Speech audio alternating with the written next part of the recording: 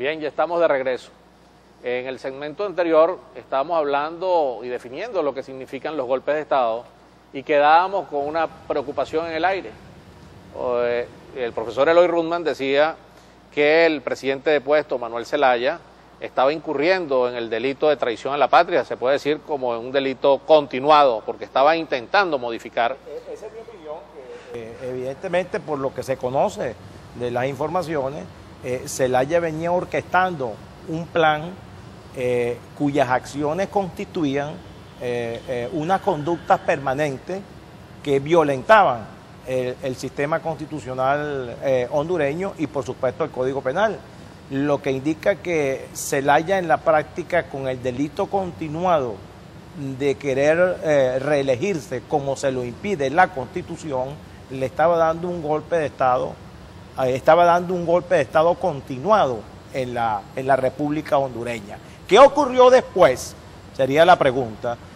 Yo por lo menos no tengo dudas de que Zelaya estaba dando un golpe de Estado continuado a través de un delito que está tipificado tanto en la Constitución como en el Código Penal hondureño. Están combinados las dos conductas. La Constitución establece el hecho y el Código establece la pena.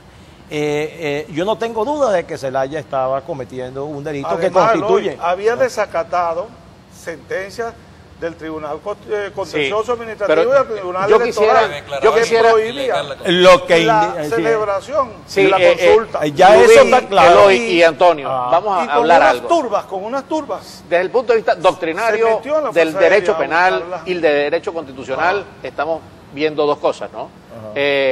La Constitución establece una prohibición de la pretensión de reelegirse y el derecho penal lo califica o tipifica la pena. Pero es que hay algo que es lo que salen a defender a Manuel Zelaya, es decir, ¿por qué se lo llevan a Costa Rica? Claro. Y aquí, porque a mí me gustó mucho que vinieran un administrativista, un constitucionalista y un especialista en derechos humanos y también en la materia penal, por dos razones fundamentales, o por una razón fundamental, para hablar del debido proceso. Ok, el debido proceso es que nadie puede ser juzgado sin ser escuchado y sin garantizarle el derecho a la defensa. A Manuel Zelaya, eso es lo que dice un sector de la población del mundo, inclusive, no se le juzgó y se le extrañó hacia Costa Rica. Yo quisiera que me lo analizaran desde el punto de vista penal, pero primero desde el punto de vista constitucional administrativo. Del debido proceso. Desde el punto de vista de los derechos humanos de una persona cualquiera, es evidentemente una transgresión que se vulnera el derecho al libre tránsito y el derecho a deambular, que es lo mismo, pues. Entonces, a Zelaya como ciudadano común y corriente, como persona, nadie podría forzarlo, repito, como ser humano, a abandonar el territorio de su país. Eso evidentemente que fue un exceso, pero hay que decir, tribunales hondureños habían confirmado la especie de que con la nulidad de los decretos de las convocatorias que había hecho Zelaya a realizar la consulta para, a su vez, con la pretensión de hacer una asamblea constituyente, estaba burlándose del Poder Judicial también.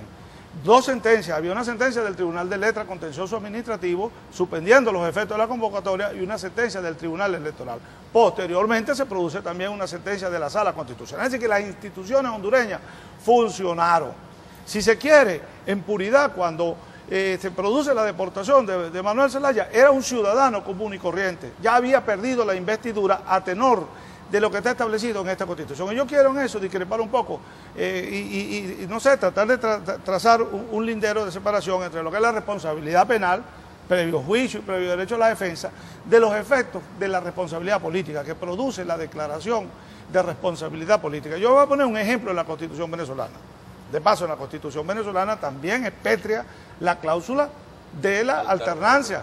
Ya la reformaron. Que esa enmienda que se hizo no modificó en verdad el principio de no reelección definida. Eso es otra cosa. Pero fíjate, por ejemplo, la Constitución nuestra previene, en el artículo creo que 187, pero bueno, el presidente de la República, la Asamblea Nacional puede calificar y declarar el abandono del cargo del presidente. Un voto más en la Asamblea Nacional, con una votación, con un voto de diferencia, el presidente de la República puede quedar depuesto, ipso facto, si